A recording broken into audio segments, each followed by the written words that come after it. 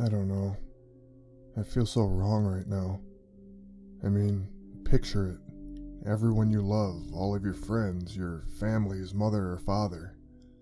Everyone standing there, watching proudly as you kill yourself. That's the dream, right? You do it in a heartbeat and with a smile on your face, right? So many of my friends throughout my life have been chosen. Steven, Danny, Kimberly, Cameron, Patricia, Jackie, Ryan, Amber, Jenna. None of them have ever questioned it, so what's wrong with me? I shouldn't feel the way I do right now. I should feel invigorated, proud, excited. But instead, I just feel like I'm not looking forward to it as much as everyone else does. To whoever is reading this, has anyone you know who's gotten the honor of the greatest sacrifice ever questioned it? My best friend Danny's greatest sacrifice ceremony was in November.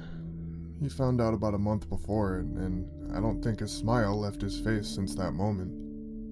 He smiled when he went to sleep, was smiling when he woke up in the morning, smiling while he walked up the steps to the sacrificial altar, and had the biggest grin of all when he put the revolver to his temple, thanked Mother, and pulled the trigger.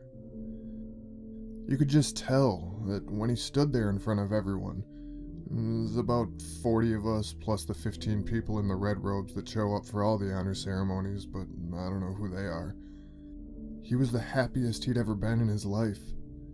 His daughter had just been born, Mother herself had just overseen he and his wife's fourth commitment before God, and he was chosen to make the greatest sacrifice. What more could someone want out of life? I want to feel that, and I did at first, but it's been fading.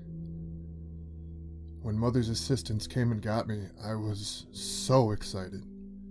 I've spent my whole life, almost 27 years, with Mother's family. She's great, don't get me wrong.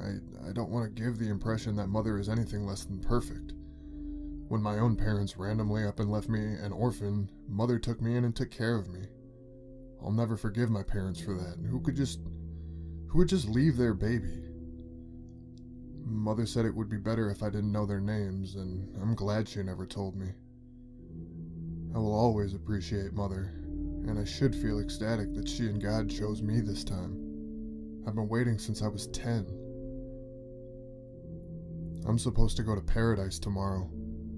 God and Mother came to the agreement that my greatest sacrifice is to be made by hanging. I definitely would have preferred a gunshot or even taking the ending medicine like Jenna did, even though, as we all know, that one's a really long ceremony. But it's better than the 10 cuts or standing in the icebox until I die, I guess.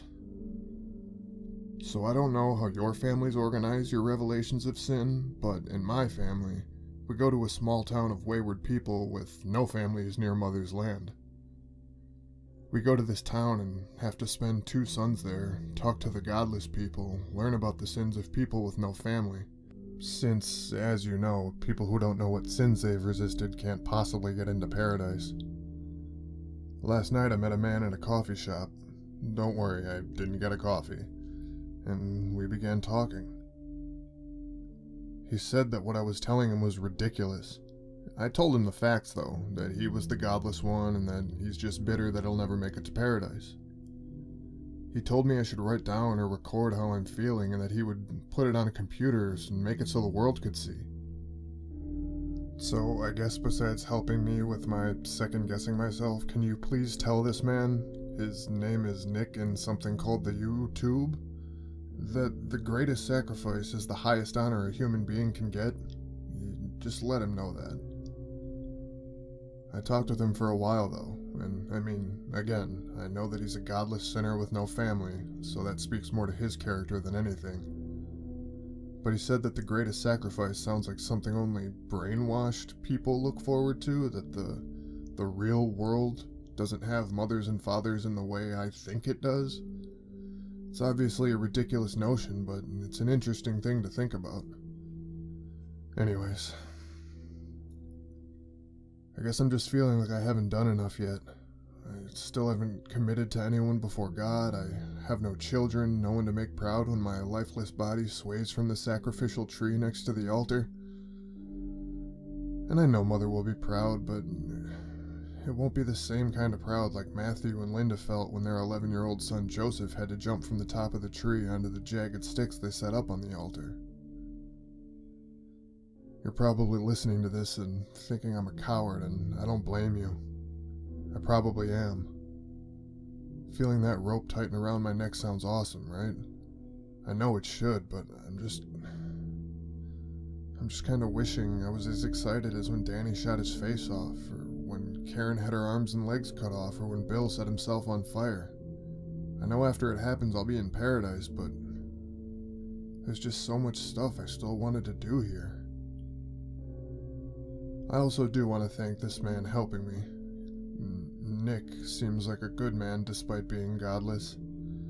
I'm sure all of your mothers and fathers have told you how terrible the godless people are, but I've found at least one who doesn't seem very bad.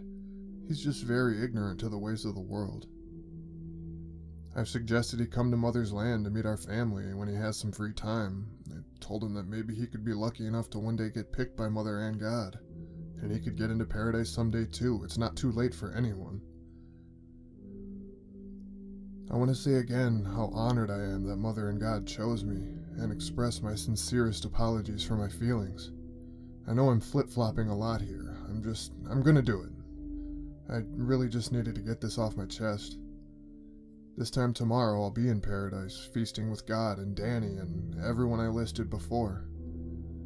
I can't wait to see the smiles on everyone's faces when I jump from the branch of the sacrificial tree and give my life to God so Mother can continue living forever and helping people.